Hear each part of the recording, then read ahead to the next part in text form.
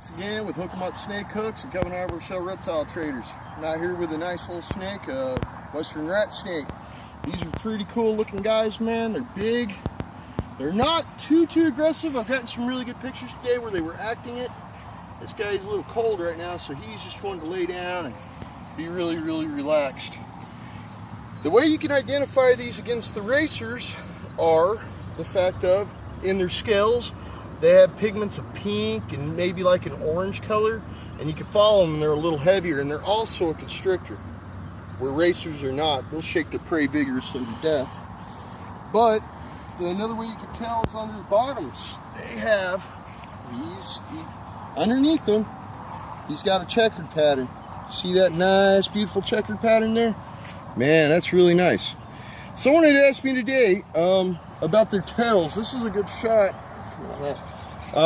Right in here, if you see how these how this is, where it's segmented into fours, kind of like someone with really good abs, and they're not crossbarred, means non-venomous. When they're crossbarred, means venomous. All the way to the end of their tail. That's how you know if they're venomous or not. This guy's actually in shed right now, so he's being a little bit leery of whatever I'm doing. I don't really want to stress him out a whole lot, you know, while they're in shed. But this just means he's growing. He was healthy where he was. He was wild caught.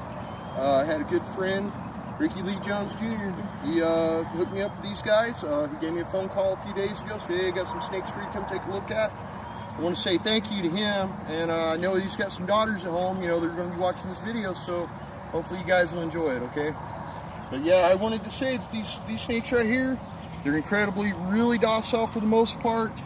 I've got some pictures today where they'll strike when they get cornered, but that's any animal. That's even humans. You back us in a corner, what are we going to do? We're going to fight back. So that's all this guy's trying to do. He's trying to live his life. I removed him off the property for him because, you know, there was quite a few of them out there. I caught a bunch of snakes today on that property, so I'm going to have some more videos for you guys. He's got the blue over his eyes. Yeah, you see he has the blue caps over his eyes. That's how you can tell he's going into shed. And then he's also got his underbelly. He's going to have that really light color. I'd pick him up and show you again, but he's, you know, I'm really trying not to stress this guy out too much. I just want to show you what they look like. I would say this, probably if he was sitting anywhere near water, I would love to show you his mouth. Their mouths are white, creamy white. If he was by water, I would guarantee you with their displays and things like that, they would automatically be looked at as being a cottonmouth. They gape their mouths, they go into, they don't really go in a tight coil, it's more of an S shape. The best way to know if you see them is that if it's in an S pattern and it's kind of not too tight, it's probably not a cottonmouth. Cottonmouths will tighten themselves up real tight and they'll stick their head way back and they'll show their mouths and say, hey, look, I'm a cottonmouth. And of course, the cat eyes, as everyone likes to call them, the cotton white mouth, but this guy has that too. And of course the tail thing, but you gotta be pretty close and handle these snakes to see that.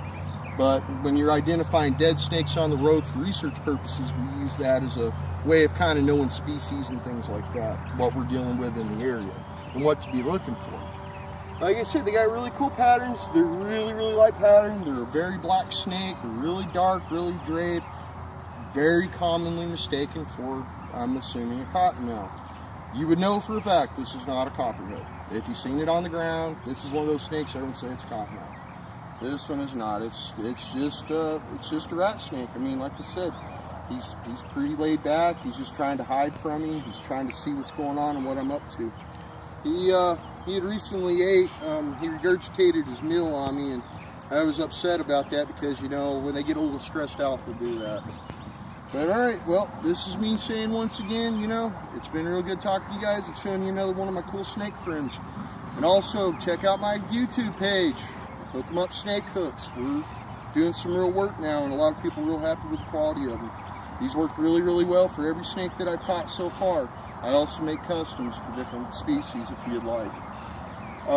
So just hit me up on my YouTube channel, and we're going to be going up to the reptile show in June. Maybe come out there and give us a shout out and give us a little support. I appreciate everyone's comments and questions I get. I haven't went through all of it yet. There's a few. I had one question from Rita Ivy Gibson. I do have to say, she asked about how can you tell the difference between a juvenile copperhead and an adult. Well, they look really, really similar, except for the copperhead is actually very short. The baby's going to be no more than a foot long. They're actually really, really small. Usually an average around 7 inches. They are live born. They are with venom, of course, and they have yellow tipped tails.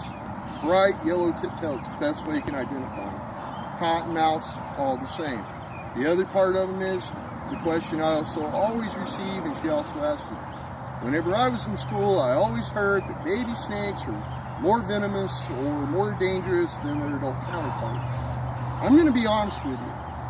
If you're bit by a juvenile copperhead or a juvenile cottonmouth, their venom glands are smaller. The venom is at the same potency. Always keep that in mind. There is no change in potencies, but the venom glands are smaller. So therefore, they say, well, they can't control it. It's still smaller amounts of venom. So in turn, it's still a dangerous bite. You need to go to the hospital. Doesn't mean you're going to die from it. The second thing is, the bigger the venom glands, the higher the envenomation, depending on the snake and how long it hangs on and how hard it is. If you're hit multiple times, you can take a very heavy envenomation.